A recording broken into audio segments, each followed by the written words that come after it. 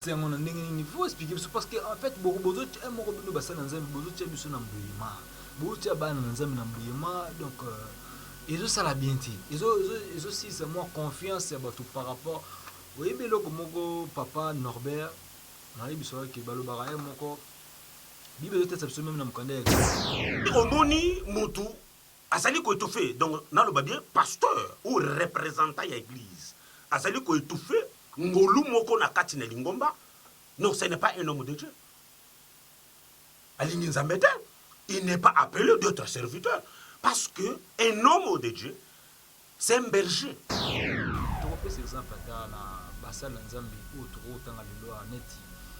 Confrère na yo Sony Kafuta Kankenza tozoye bati bazowe la mbongo to bazowe la batitre. Topes exemple muke susu na kotala makambo elekaki mikolo ebele mpo bato babombi makambo mingi bango na kata mitema na bango tana lolenge ya ndeko na yo Moïse Mbie yebisanga suite ya bacomportement bo pepe des hommes sikoyo biso toza baimitateur to bino mpe boza baimitateur. C'est une bonne question. Je suis Sandrine, responsable de l'ONG Bobo Tolande. Le 7e calendrier est disponible. Il sera en vente à compter du mois d'octobre. Cette année, nous avons pour objectif de construire un foyer de vie sociale pour les enfants du centre Tam Tam, dirigé par Bled Bambou dans la commune de Chili. Quand c'est bon, c'est dans Centras TV. Just Destiny Centras TV. Bonjour, bonsoir à tous ceux qui nous suivent de loin, de partout, comme de près ici, précisément en Belgique. C'est pour vous, Joël Etel Domboto, autrement dit German. Donc je tiens à saluer tout le monde qui nous suit de loin. C'est Centras TV aujourd'hui. Donc également je salue Giscard, le président du Centras TV. Bambo Tessio Kozali, toute la famille, gros bisous. Donc mère, Naba Péti, en tout cas, Bazamoune, les Batikayo. Donc je salue également Maman Kouloutou Yabana Katingalula, donc musique sur Ozanagata Hollande. Je salue Nathalie Mbomba, Maman Bio, donc Babila Médor. Je salue mon pasteur Eric Tinkoukou, ministère Amen Prissel, toujours Nathan, la forêt précisément. Et puis également, dans sans plus tarder, Toza Lelo en Centras TV, Lelo na Mbeli Bino Moko na Basal Nanzambe. C'est vraiment un homme qui est connu. Donc, Aïbani, Azamutu, déjà, Azarnaba Media, c'est pas quelqu'un autre représenté vraiment. Mais il faut boyer bailler. Azamutu, boyer bien déjà. Sans TV, Bluetooth, Bozon, Bozali. Je reçois pour vous Pasteur Norbert. Donc, déjà, sans plus tarder, Pasteur Norbert, Aotiko Bimisa, album Naï à sécurité, Ndi Lana, Pasteur. Ndi la Mwandi. Donc, c'est un peu de me comprendre parce que je ne sais pas très bien parler le Tchouba. Mais j'essaie de me débrouiller en moins. Néanmoins, tout ça, on a clip déjà, et ça déjà dans YouTube. Sur le là pour s'abonner, et ça, la bien, bino, bafana, bino, bafana, bisonio, surtout à Centras TV. Donc, Moukalenga, Pasteur Norbert, Moukalenga. Donc, au moins, on a abonnez-vous massivement. Et puis, vous pouvez faire commentaire, on a bino, bavina, bino, et ça, la fait bien pour que tout, mais comme corriger, erreur.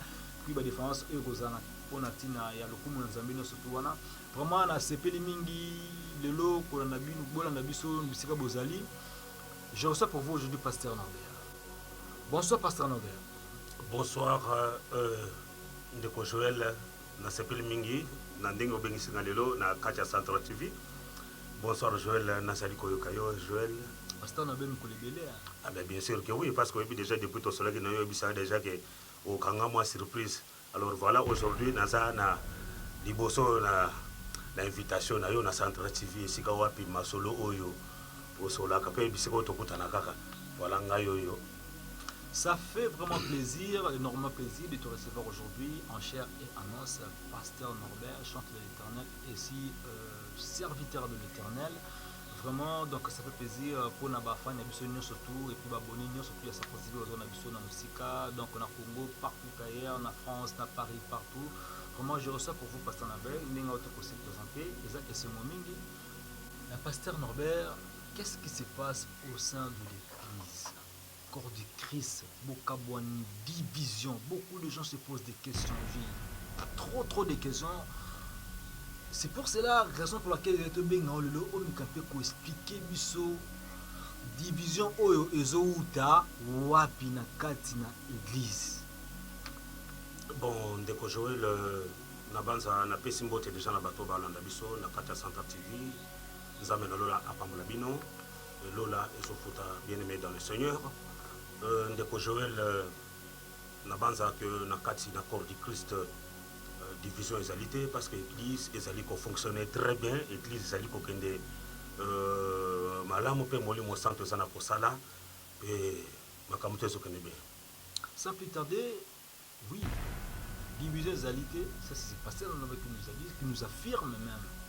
Mais toujours constater le lobaka makambo yeli. Mais trop lingato yebana pour tous ceux qui nous suivent.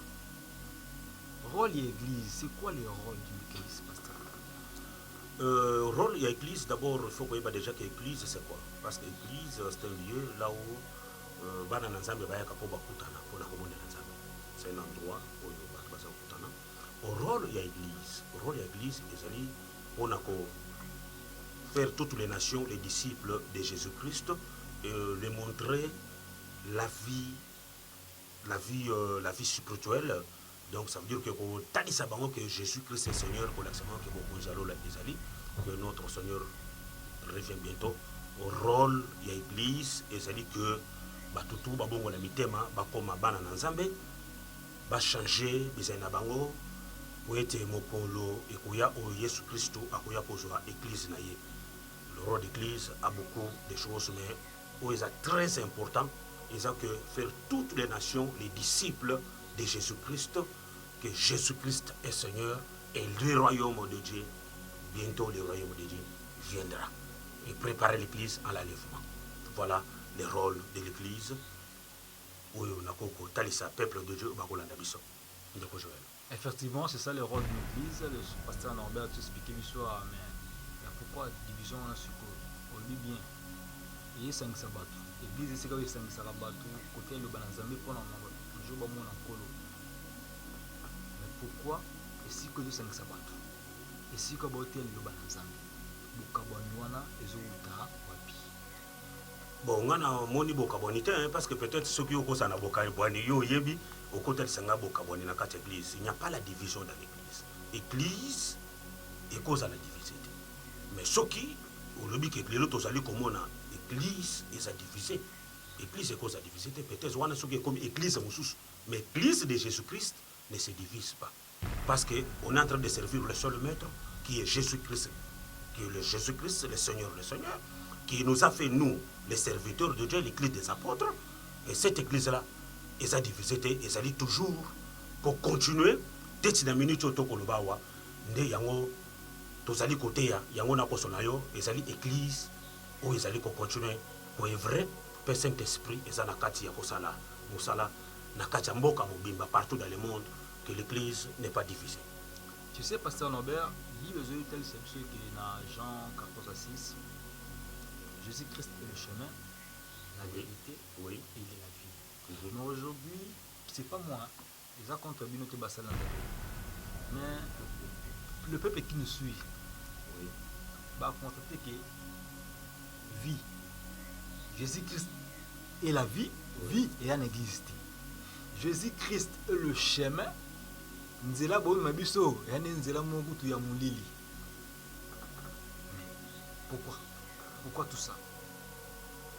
Bon, je te réponds en tant que serviteur de Dieu pour te dire que nzela oyo toko la kisabana na nzambe ezali nzela ya lola. Ben nzela mulili. Avant qu'il n'a continué na ligne totanga makomi parce que moi j'aime bien parler toujours avec des écritures. Bon balanda ka ngai de temps en temps. Il déjà passé Nobel par toujours avec les écritures. Na ko lenga nan totanga verset moko comme ça, toyoka oyo ni nzamba zali ko talisa biso et par rapport à l'église. Totanga Ephésiens chapitre 5 comme ça to continuer. Nazali wana pona yo lokolo kangenga déjà le loboye. To partager pour que le peuple de Dieu ba d'où vient la division, pourquoi il y a la division dans l'église. Je pense qu'il y a des questions sur la mingi. Ephésiens 5 na ezol baboye na chapitre Ephésiens 5, chapitre 8, nous dit ceci.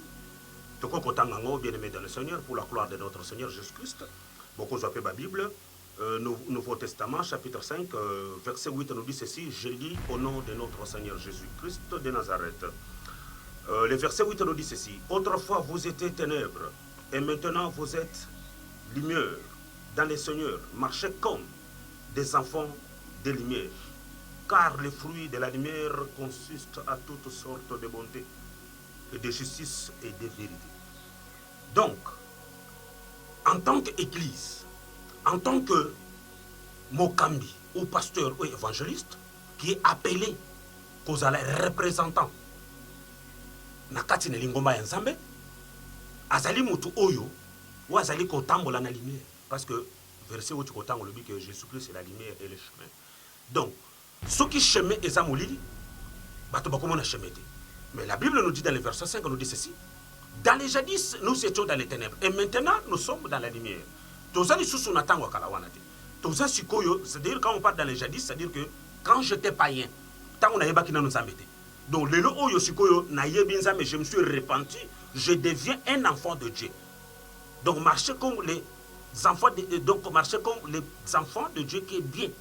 Tu voyez, parce que j'aime bien l'école comment devenez donc des imitateurs de Christ. Donc quelqu'un qui devient imitateur de Christ, il doit marcher comme Christ. Parce que Jésus-Christ, avec ses disciples, il n'y avait pas la division. Mais aujourd'hui, nous sommes des serviteurs de Dieu et nous devons travailler avec l'amour, avec la charité, de réunir les enfants de Dieu et de partager la compassion de Dieu.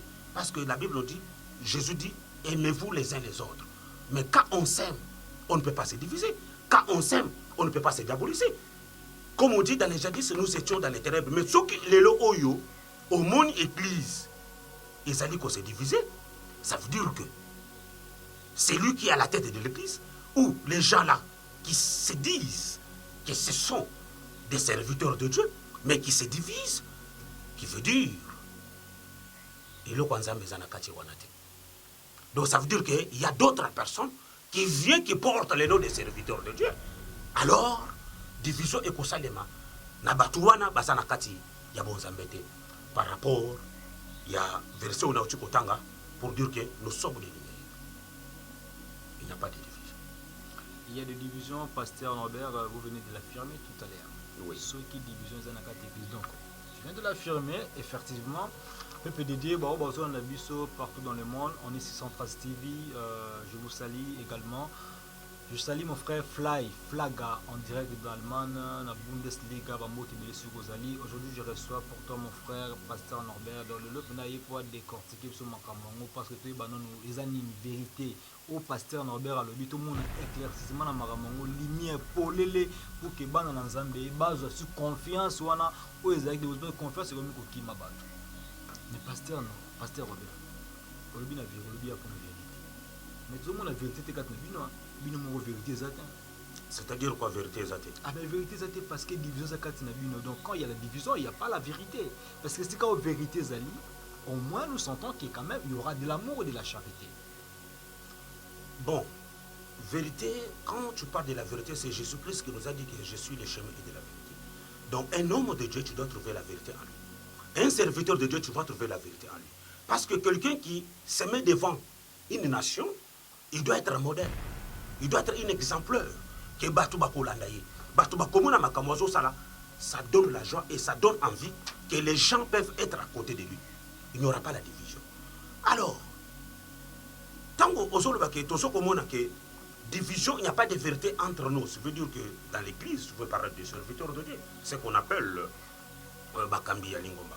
Donc, la division, il y a dans l'église, par rapport il y a comportement, il y a serviteur, ou azali leader de l'église.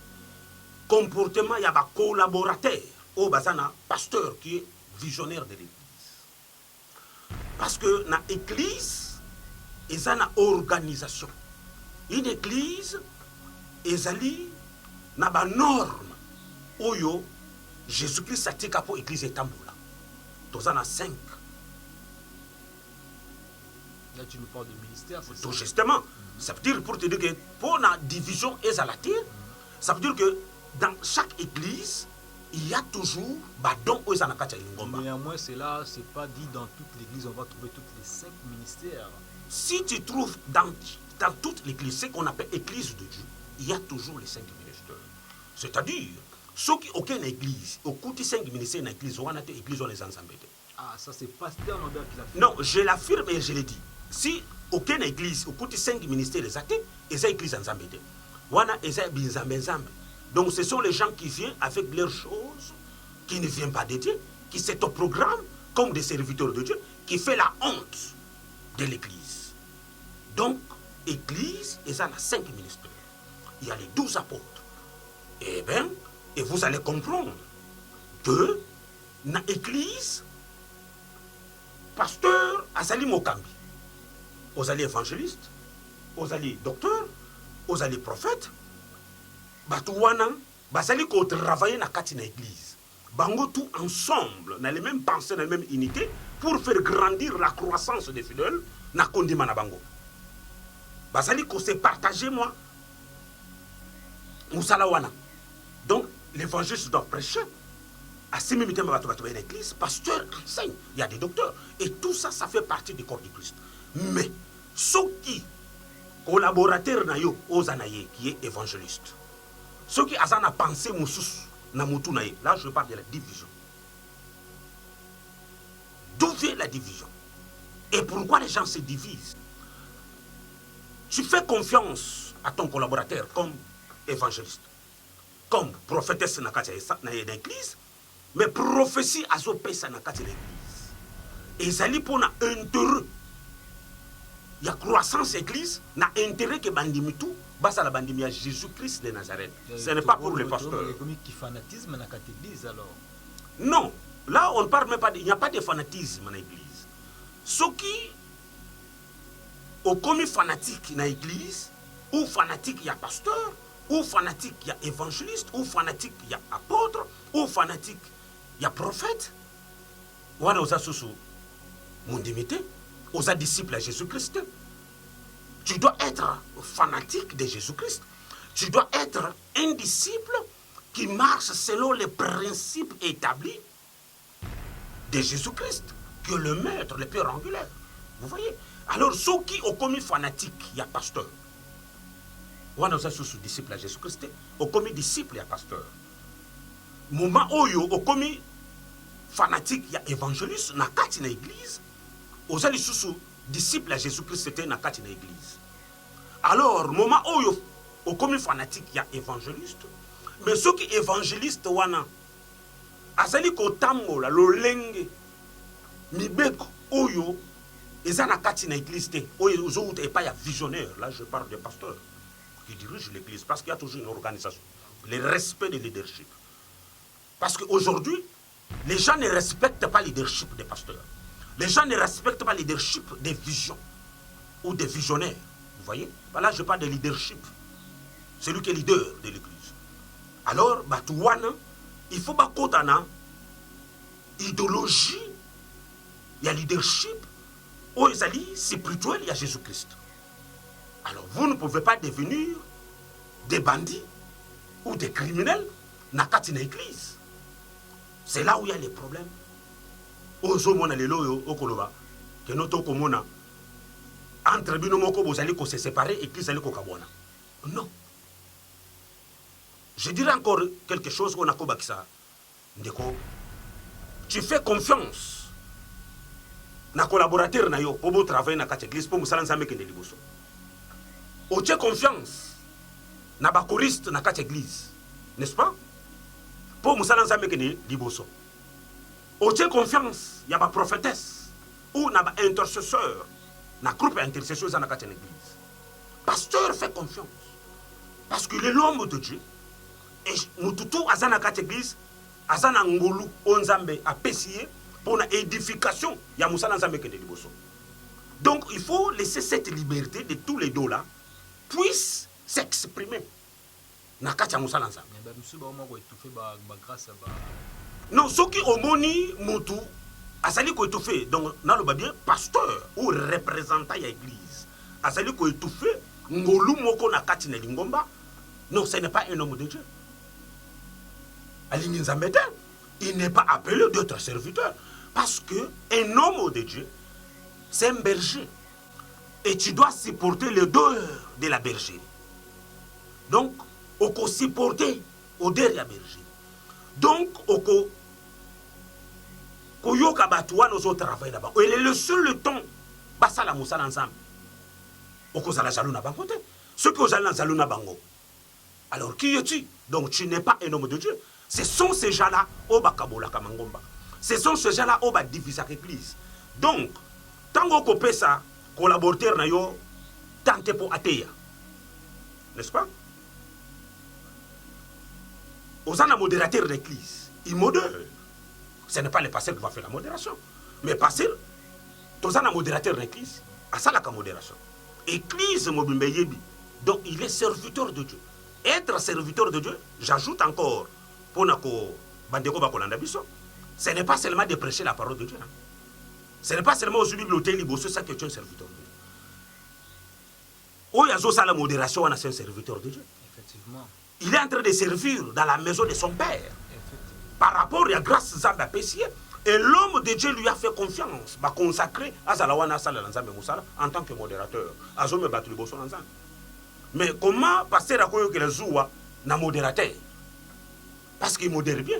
Azome Batuli Bosso Lanzan. Avant que les pasteurs prêchent, c'est modérateur même, tant que ça modéré, église, et ça qu'on pousse à la présence ensemble.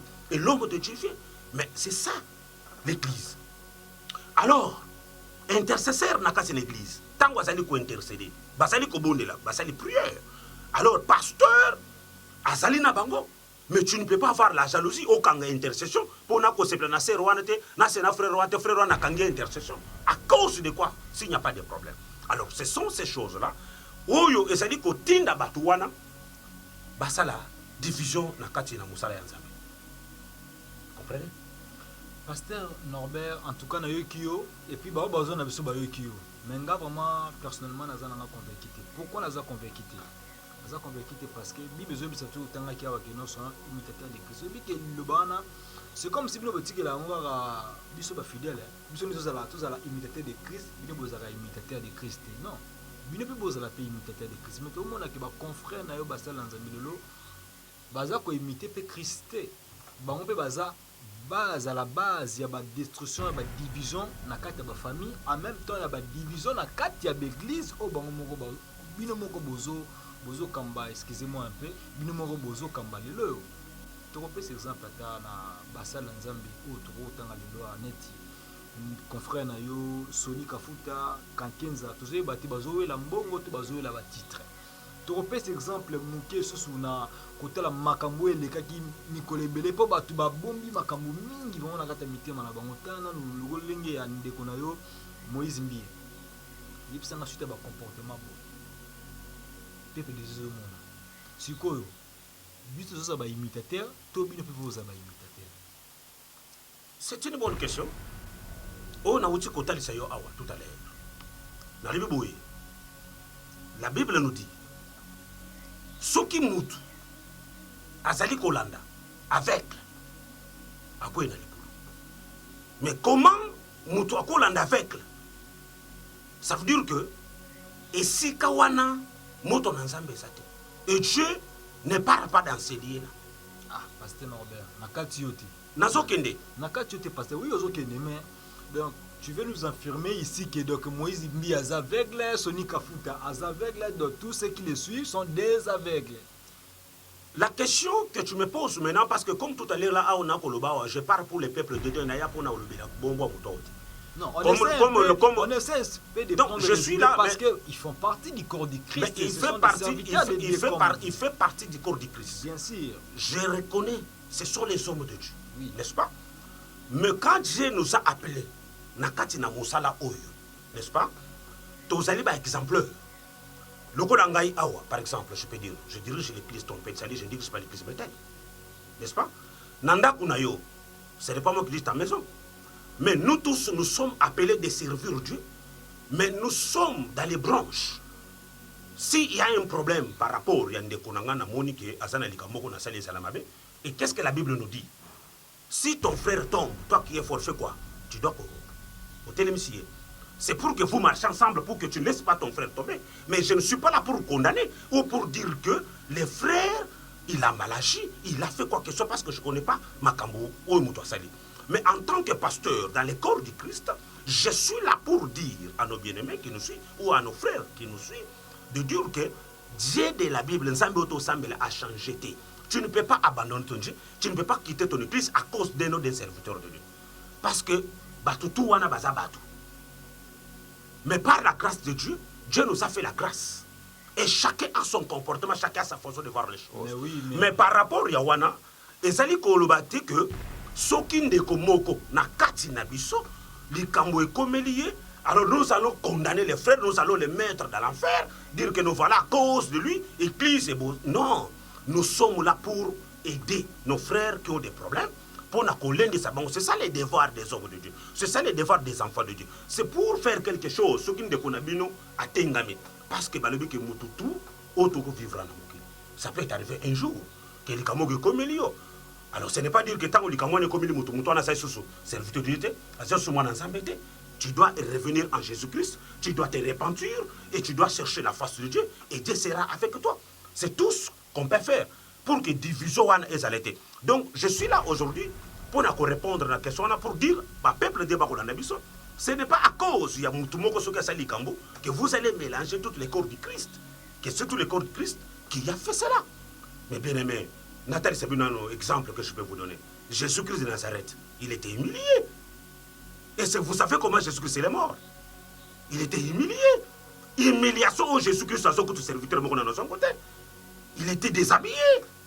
Mais quelle humiliation n'a croix que tu me passais dans beaucoup. Mais qui peut accepter on l'a traité comme un voleur? C'était quand même une mission. C'était une mission, mais dans une bite pour défendre le peuple de Dieu. C'est-à-dire, ce qui division par rapport, comme tu peux le dire, que bandeko songolo, bako soanaka. Bien aimé, ne faut pas qu'on soit église parce que autant que les combo ya nani kafuta. Nathan combo ya pasteur Sony Kafuta. Sony Kafuta nani na Kankinza. Mais ce qui tozali awa par exemple, parce que moi je peux parler des choses de Dieu. Ce qui nous a benga c'est serviteur de Dieu. Je dois parler ce qui concerne la parole de Dieu. Mais ce qui n'a côté politique, parce que ne faut pas mélanger avec les gens qui parlent dans la politique. Parce que nous sommes des hommes de Dieu, nous ne sommes pas appelés pour aller coopérer ou faire des collaborations avec des États pour qu'on s'angissa bosoto. Tu vois ce que je veux dire? Qu'on soit bosoto wana, il y a qu'on soit le corso pour na cocotte dans le monde politique, pour oye banobé ozo moi et loco. Alors tu viens avec ces bêtises dans l'église? Non. Dieu ne nous a pas appelés d'aller commencer à polémiquer avec la politique et pour faire honte. Il y a qu'on soit honte à l'église. Non. S'il y a des organisations, parce que moi je suis en Europe, dans Kinshasa, s'il y a des organisations Kinshasa, ceux qui basali ko wele là, ba poste, ba nini pona zombong, mais Dieu ne nous a pas appelés pour aller faire affrontement, na ba poste moki à politique pour faire des pognons. Mais nous, Dieu nous a appelés de prêcher l'évangile, de faire toutes les nations les disciples de Jésus-Christ. On ne nous a pas appelés pour aller faire influence dans la politique, pour aller commencer à parler de la politique. Alors ce n'est pas ces gens-là. Oh, yobazo, ça la honte, il y a évangile. Ce sont les gens,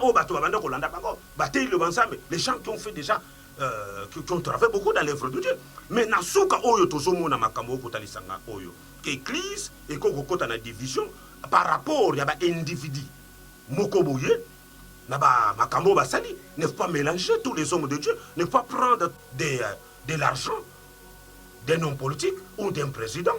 Et qui vient avec la polémique devant les enfants de Dieu pour perturber le peuple de Dieu, pour que base à la pembeni nanzambe va s'accrocher. Non. Ce sont ces gens-là qui font la honte de l'église. Ce sont ces gens-là, oyo, basali ko fingisa, ba serviteur mosusu, pour dire qu'il y a la division. Mais la division n'existe pas. La division, dans le nom de Jésus-Christ, église, ezali ko continue intacte. Et ceux qui batouana baseli koyana ba évangile mususu comme Paul a lobby. Totikla kibino évangile. Est-il vrai que l'église leloyo corps du Christ ils ont joué un rôle là? Si et jouer un rôle là. Le devoir de l'église c'est prêcher et faire tous les actions de l'église. On prêche tous les jours. On prêche tous les jours, on parle de la part de Dieu. Le rôle est là. Et vous les voyez. Et bah tout va que l'église, bah tout va que bon là et Dieu agit dans nos familles, Dieu agit dans nos vies. Et écoutez, on sert Dieu, on est là pour le servir et l'évangile est là. On est là pour Jésus-Christ. Et l'évangile, ils allaient continuer côté, côté, mais les gens qui seront fatigués, mais ça c'est ce que vous dites, hein? Mais c'est pas ce que nous voyons, parce que nous avons pasteur, quand même, tout le monde a la télévision partout, tout le monde a des images, ils ont les cas, ils ont pris ça vraiment le coup, on aurait été vraiment, même ils ont honoré été quelque part comportement na bino ba sali na nzambe vis-à-vis à tout les pasteur les suite le banza minengo bina na apocalypse qui natanga suka bokomona boye bokomona bodoba makambo tout zo mona makambo wana tout le lo ezo la biso que le lo pena donc église na biso infiltré. Eh ben tango zo ba que église na biso le lo ezali infiltré. Là j'aime bien ce mot. Ça veut dire que là tu commences maintenant à parler de l'infiltration spirituelle parce que Bible mezo le biso boye. Botika bango ba la place mo les jours que je viendrai ngana koyeba. Tu vois? Nakati na église tozana banduki. Nakati na église tozana ba marabu. Nakati na église tozana ba magicien bayaka na église. Tozana na baso ba tele ba vitrine bayaka na église, excuse-moi pour les termes. Tozana baso ba sala ekobo, mbalo ba sala ekobo. Bato ba yibaka, bato ba braka bato bayaka na église. Comment tu peux connaître quelqu'un qui vient assis dans les bancs comme ça qui vient pour prier le Seigneur? Mais yo zo côté ya koyeba ke muto na zakanduki azamu yibi. Mais ceux qui osa mosali na nzambe nzambe akotali so bato wana. Basana kati ya bitonga. Tu vois? Mais le problème, c'est ça qu'il y a mutu yemoko, aza la conscient que ndenge nazaboye, nazali banda nanzambe. Je ne suis pas en communion avec mon Dieu. Quel est l'esprit qui anime l'église, corps du Christ? C'est l'esprit de Jésus-Christ de Nazareth. Je ne pense pas, pasteur Norbert. Alors, ceux qui ont pensé en côté, ont pensé que l'église est celle qui ne le pensent pas également comme moi. Parce que l'autre monde a bio, des fois ils ont les cas trop, hein, papa. Ils ont les cas vraiment trop. Basia Batou, Kozo Basia Batou, comme on a comme sur la vidéo, on ne peut pas le parler comme ça. La vidéo, c'est ce qui n'est pas bon, c'est pas bon. Ben, je voulais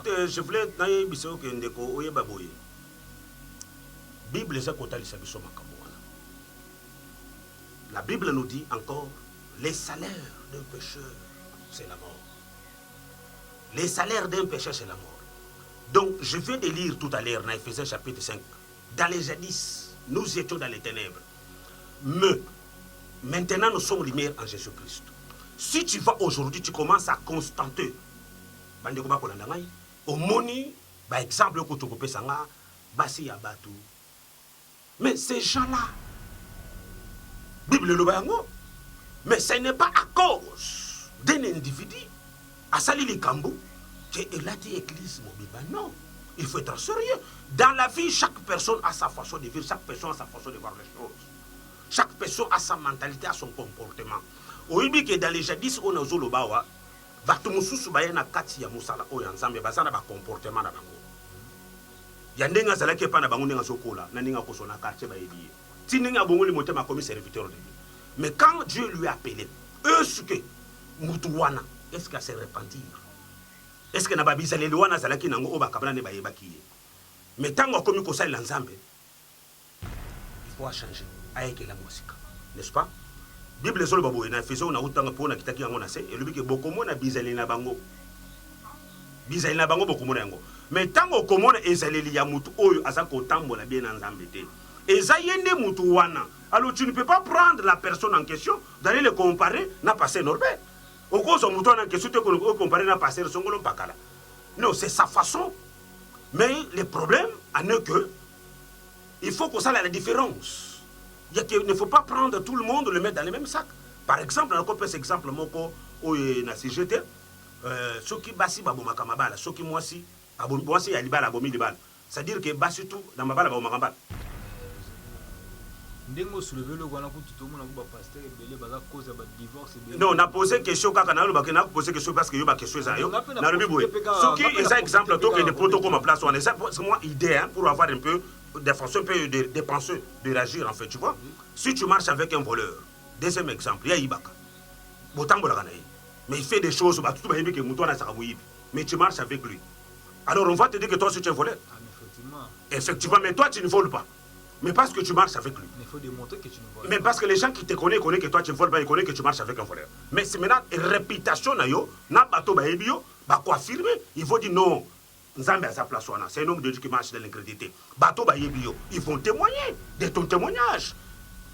Ce n'est pas, ne faut pas prendre tout le monde pour le mettre dans le même sac.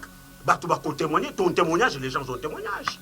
Baza na témoignage na yo, ba témoigner que non yé asa ya Nzambe. Oyo to yebiye, muto akokweya. Mais ceux qui azonge pa ina Nzambe, akomi ko tambola lenge Bible ezali ko senga, ba ko bonde le peuple na ye, ako tambola na ko banga Nzambe, akozonga liboso Nzambe. Alors ne faut pas prendre batutu oyo baso sala makambo, boya ko mélanger comme tous les pasteurs. Ça veut dire que pasteur, combo ya pasteur, ça veut dire que ça crée un problème.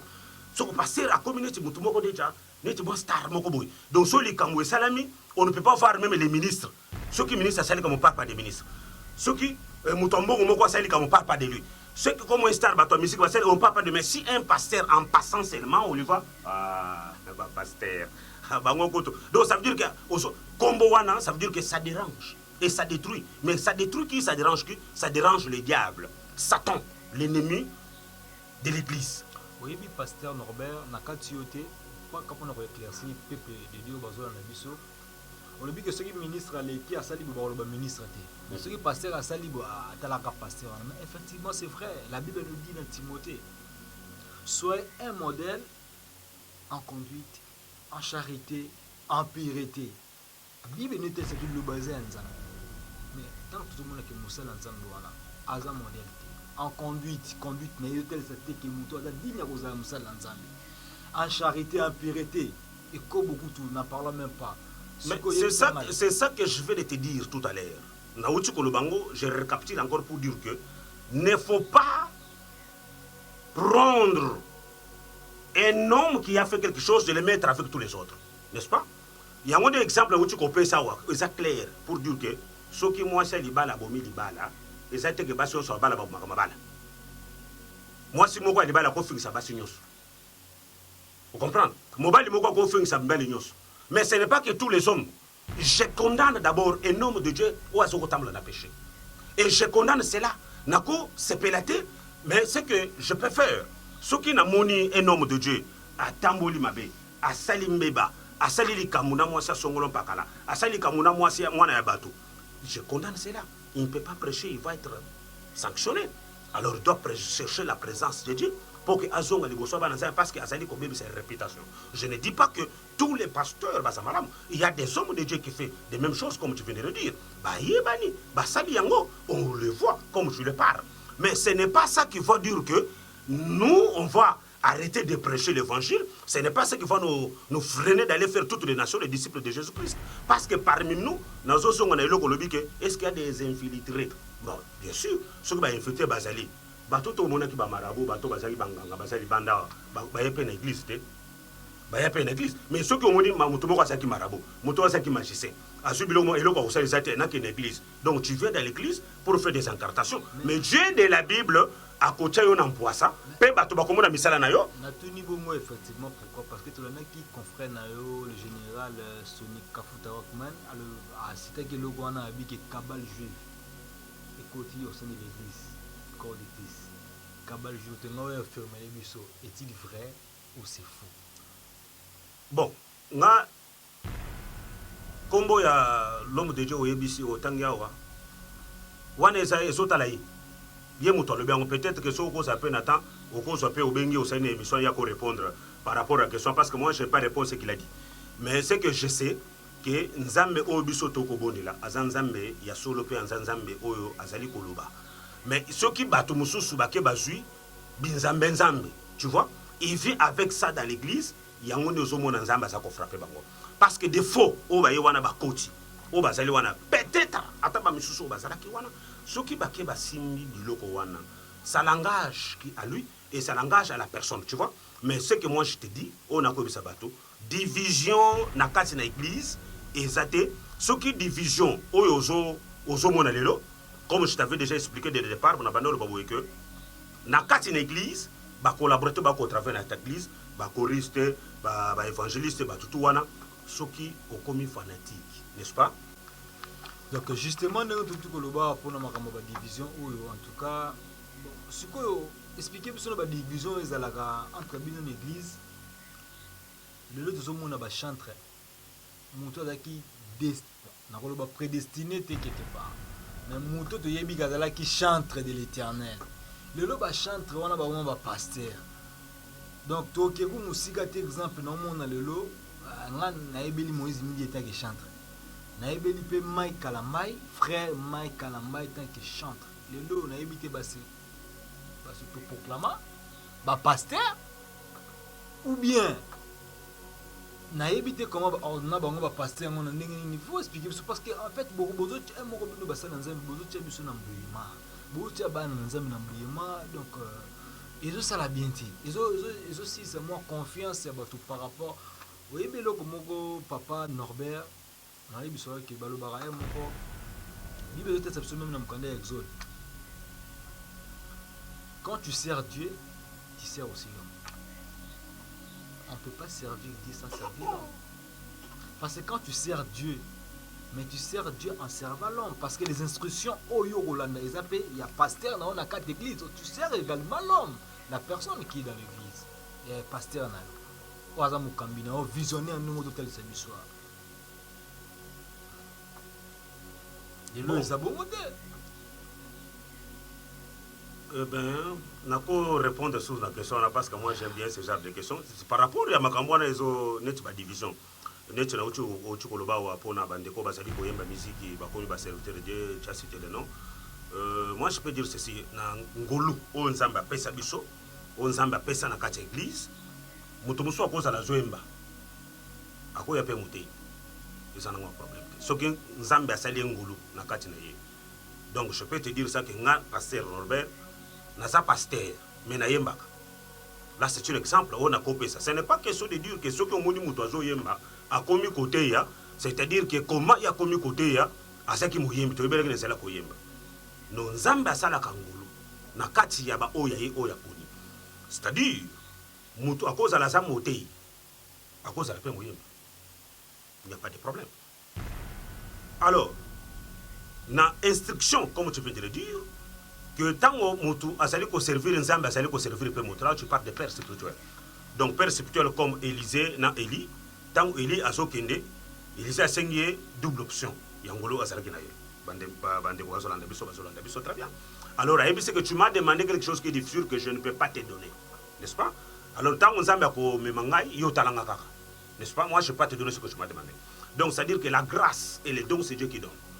Alors, na kati église, pasteur a consacré en tant que serviteur de Dieu aux la motei. Attention yemba. Mais ceux qui ont un ngolo wana na kati na yo, ezali komonana, n'est-ce pas? Na kati église, tango soko vanda, ozali kolanda ba enseignement ya père spirituel na yo tout à l'heure comme tu dis. Donc, lokola je peux ajouter encore Samuel, azaki na kati ya temple, mais tango ba benye, aké epai mokamina be papa tu m'appelais. Il me dit je t'ai pas appelé. Aïe, la deuxième fois, tu m'appelles, je ne t'ai pas appelé. On t'appelle, tu dis, mais voici. C'est-à-dire qu'on lui a donné le faire. Son père spirituel lui dit, écoute, si on t'appelle encore, c'est le temps que tu peux commencer à servir Dieu. Donc, ça veut dire, ton pasteur, à Wendereyo, a consacré que tu peux commencer à prêcher dans la église. Vous voyez? Et qu'on crée division. Mais ceux qui, au Yembaka, c'était programmé, que na lingi pena za la passer parce que nasana ba verset ndambo na yebi loko la pena nasana ba tobele ba yebinga na yemba déjà ba fanatique.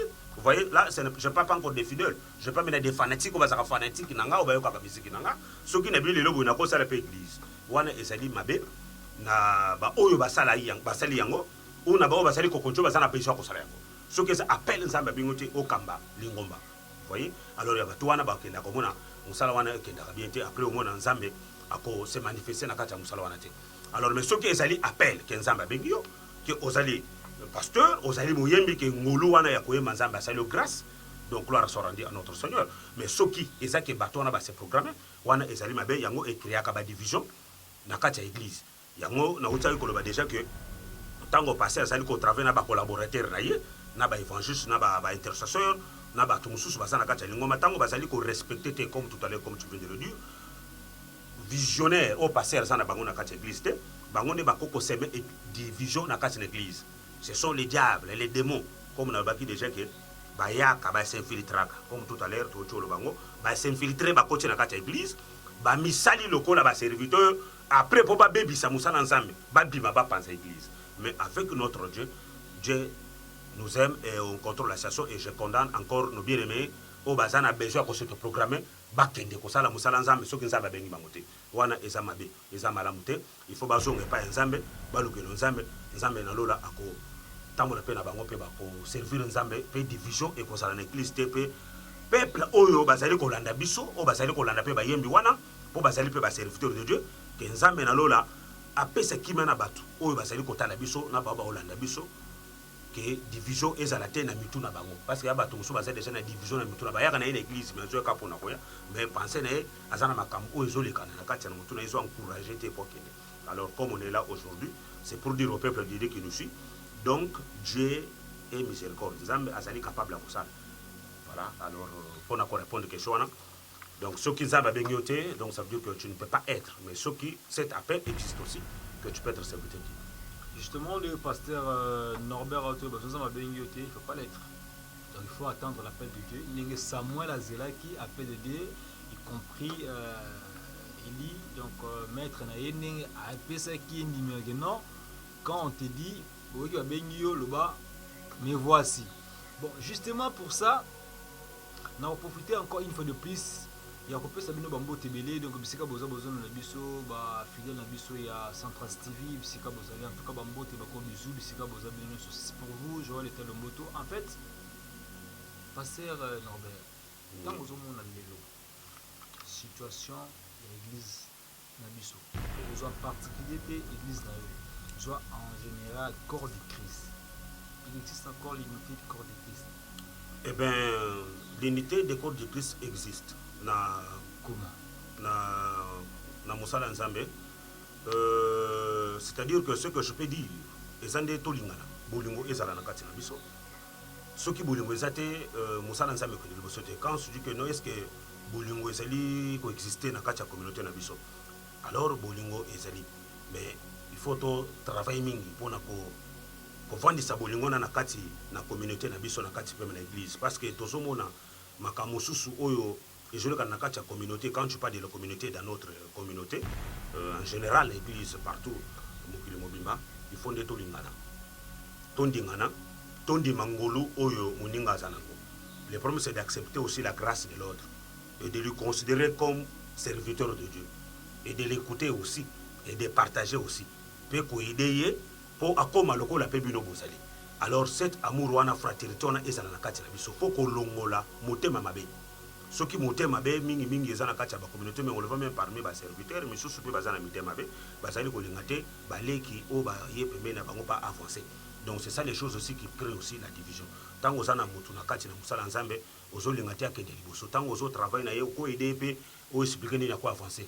Au cause tozana commune par exemple, je dis que ça tozana Bruxelles, ngaza mo lembe na Scarbeck, mais on sait qu'on est nos hommes de Dieu, mais tant ozo ko évoluer bien de l'autre côté ce ngana sali na moneti yoni tozo likana na bangi. Tu vois un peu non cette haine jalousie wana c'est-à-dire que nazolinga ko tout yo avancer donc na komi ko loba n'importe quoi pour que batwana ozo kamba batika yo musala nzambe ko c'est la division aussi vient par rapport il y a donc ongolo nzamba pesio ben voilà cette haine là l'amour n'existe pas alors c'est ça qui crée aussi na kati ya communauté. J'ajoute encore pour dire ceci au cause à nzamba pesio ngolo tu prêches bien. Et quand tu prêches, même tes collègues, c'est très bien que non. Vraiment, frère Oyo a présidé bien, il prêche bien, il fait tout bien. Mais ton ami qui est à côté de toi, ton collaborateur, a comme Oyo jaloux, Nangol Onzamba Pessio, c'est la haine. C'est là où ça vient aussi la division ou la séparation. Parce que tu n'aimes pas l'état de l'autre. Or que on est appelé, il y a qu'au partager. Vous voyez, il y a qu'au partager dans la zone où tu place moko, tu tombes le moussa avec les bosses. Alors tout le monde la mité mawana, il y a qu'au inande konayo parce que Dieu lui a fait grâce, lui a donné un don qui travaille dans le corps du Christ.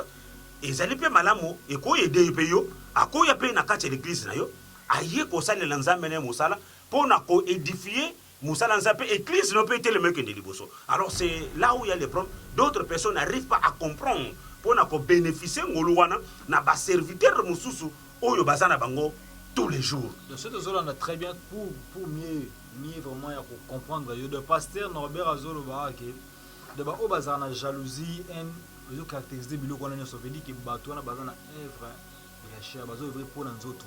Donc quand on a l'esprit de Dieu, le fruit du Saint-Esprit, n'engue bible tel sabiso à la bonté, la bénédiction, tel sabiso la paix, la justice bilo qu'on a sort.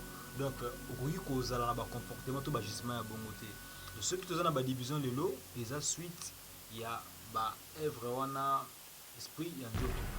Si ko pona hotel ça, papa na biso pasteur Norbert. Il ne sont rien ba le lot.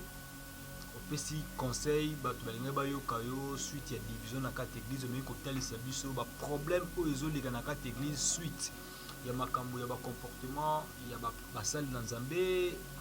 Tokotanga na ba chantre azape musala na Nzambe ningo total service awa pasteur tout le ministère y compris de l'église mais siko pona yo moko conseil nini tant que homme de Dieu tant que papa conseil nini okoki kopesa na bato nyonso bazolanda yo basali na Nzambe bana na Nzambe y compris soit les chrétiens ou les non chrétiens conseil nini okoki kopesa bango.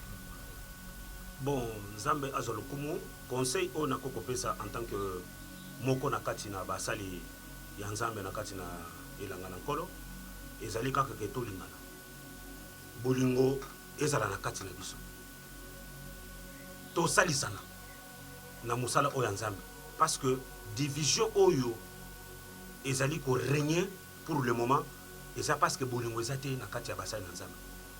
Jalousie eza na kati ya bana na Nzambe. Tolongola jalousie na kati ya ba serviteur. Alors tolingana, tolongola esprit ya mabe. Ya koboya ko aider mutu ozana pembeni. Ya ngondo zomona lelo yo séparation seulement na église. Ya ngondo zomona ba séparation seulement na kati ya mboka na seulement na kati ya ba société à cause ya motema wana ya mabe. Ya ngona kosenga na basali na Nzambe na kosenga pe na bato ba kolanda biso même ba frère bandimi o ba yaka pe na église, ba sa pe na devoir.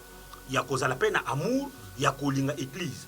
Parce que tant que tu as l'église, et ça dit quel conseil que je peux donner, c'est-à-dire que même bandimi, bazapé, ba responsable de l'église. Tant que l'église est touchée, ce n'est pas seulement les pasteurs, et ça peut bandimi, parce que bangope, bazana katsi. C'est très important parce que biso nous fait sa tâche, wana nous surtout pour celle dans Zambie, que biso peut tant bandimi. Tout le monde a que non, biso peut ça quand même. Bazana responsabilité, bazana responsable parce que bandimi wana bangonde balobaka. Pe bandimi wana bangonde bayaka.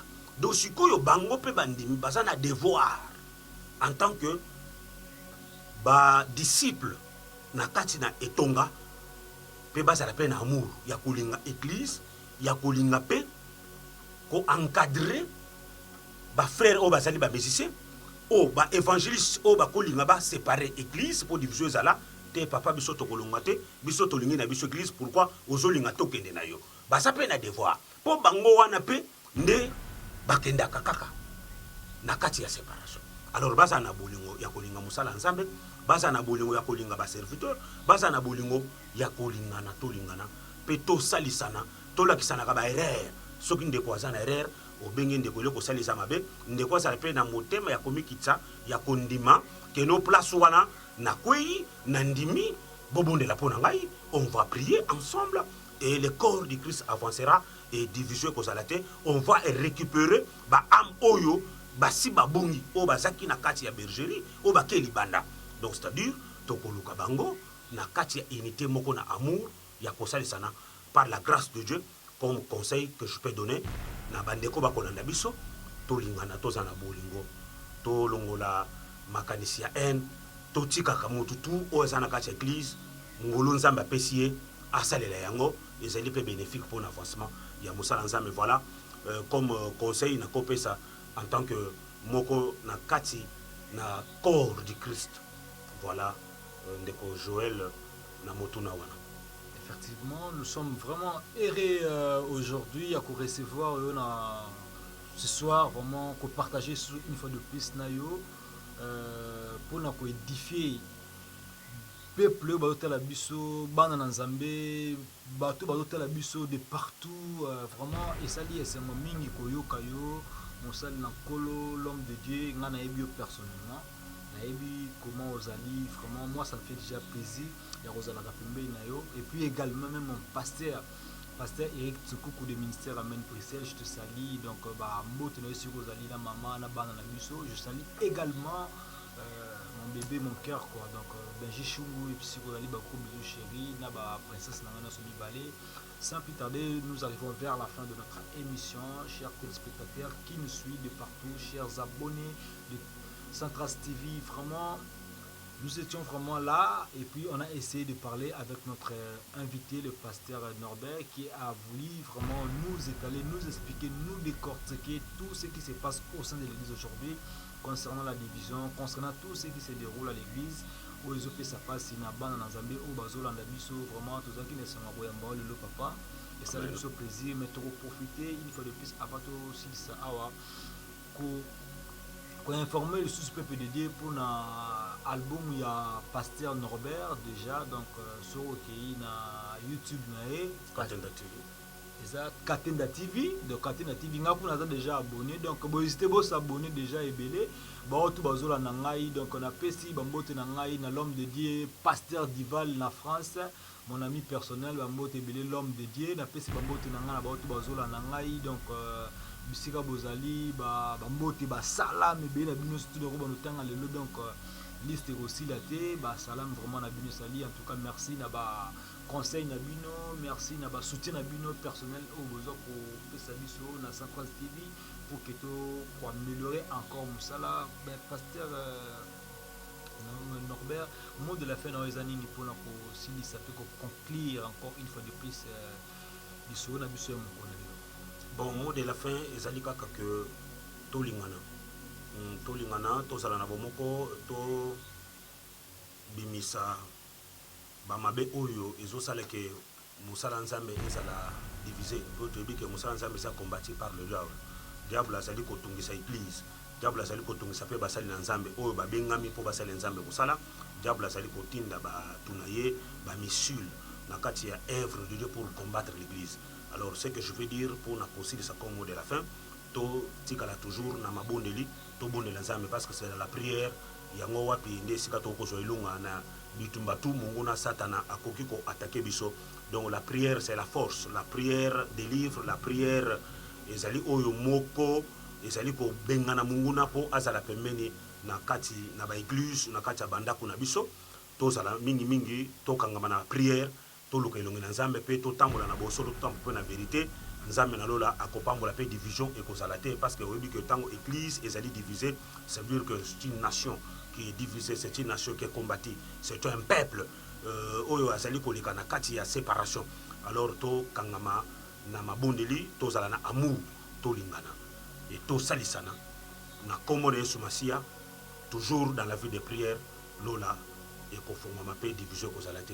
Comme de la fin na ba o bazolanda biso nzambe na lola ako pambola biso pe toko zala diviser te unité et kozala na biso ensemble pe tokolonga pe longa ezana kati na biso na komona biso tokolonga elonga ezana kati na biso ninge papa na biso Norbert a tout expliqué mais tokobosa na te papa Norbert oyebi ke bele bazolanda biso bila roza pe na besoin adresse église parce que c'est important tout justement église na biso ezana commune ya Saint-Jules na Bruxelles avenue de Waterloo numéro 52 na premier étage nde sika wapi tozali kokutana po tobondela nkolo église na biso eza église trompette d'Isali awa na Bruxelles na commune ya Saint-Gilles comme je viens de dire chaussée de Waterloo numéro 52 na premier étage nde sika tozali kokutana wana tokobondela nzambe à partir ya chaque dimanche à partir ya 11h jusqu'à 13h tozali kokutana wana esika wapi tokobondela nzambe soki boye na adresse wana bokokutana biso tokobona nzambe ensemble pe nzambe akopambola bino na koleka na nzela ya ko partager le banzambe pe kobondela ensemble wana eza adresse na biso. Adresse de l'église c'est ça donc on a acheté de Waterloo mais ngapi na remettre un peu au Baksa Muke soki boye bokomi na gare du Midi donc à partir de gare du Midi donc au bis 27 et Kitsayo 2 arrêts après directement chercher de Waterloo. Ou bis 48 c'est encore plus facile où tu prends le métro tu descends porte des Halles directement dès que tu sors il y a la chaussée de Waterloo qui est juste là mais aussi ce qui est important votre numéro de téléphone pour tout ce qui veut te joindre au téléphone donc ils ont encore malin. Numéro de téléphone pour au bazana international pour oui, la prière, pour la suivi, c'est très important. Ça l'ensemble pour qu'on ait la prière. Vous le savez très bien, c'est important pour nos conseils. En tout cas, si on a hésité, parce que nous déjà et puis nous profiter quand même de la grâce aux Zanango. En tout cas, et vous avez important, nous avons besoin de profiter une fois de plus et vous allez vraiment. Numéro, il y a téléphone, ils allaient 0032 466 020 et 450. 0032 466 020 et 450. On a un numéro Oyo. Oyo Kobenga, on a beaucoup de pasteur Norbert Katenda de l'église Trompette d'Issali à Bruxelles. Toko solola, peut toko partager nabino, le lobananza, peut toko bondela, na kanyon so ezali, nzambe nabiso, azali solution. Voilà, numéro où il y a contact pour contacter pasteur Norbert Katenda na l'église Trompette d'Issali à Belgique. Vraiment, c'est un mingi ya koyamba pasteur Norbert mukona lelo na Central TV. Vraiment, tout ça qui na c'est un koyamba pasteur Norbert. Tout ceci bamboti na biso na ba o nyoso bazota la biso na musika. Sans oublier Yemoko, donc la femme du prêtre, maman Mondele Zamundele, donc Siko Zali, ba gros bisous encore Talara Yum Tobomba, donc présent jusqu'à quoi. Donc ça là moi qui toko quoi. Vraiment plaisir. Topé sur bamboti sika ba gros bisous Siko Zali na pesi mbote na ngai na pasteur na biso mbiye bisiko zali na église de Bethlehem, donc bamboti siko zali pasteur. Vraiment sans plus tarder, encore une fois de plus bandeko na nga na yebi ke tokomona so mbala sima suite oyo mukona lelo suite nango ezali tokobakisa ngo encore, donc bokosepela cette fois-ci tokopanza, donc pasteur Norbert akopanza soki otalisa bino bamisala ya mabe ezobomama na kati na ba église pour na ba infiltrer ba on est ba ko diviser deux. Bye. Quand c'est bon, c'est dans Centras TV. Just Destiny Centras TV.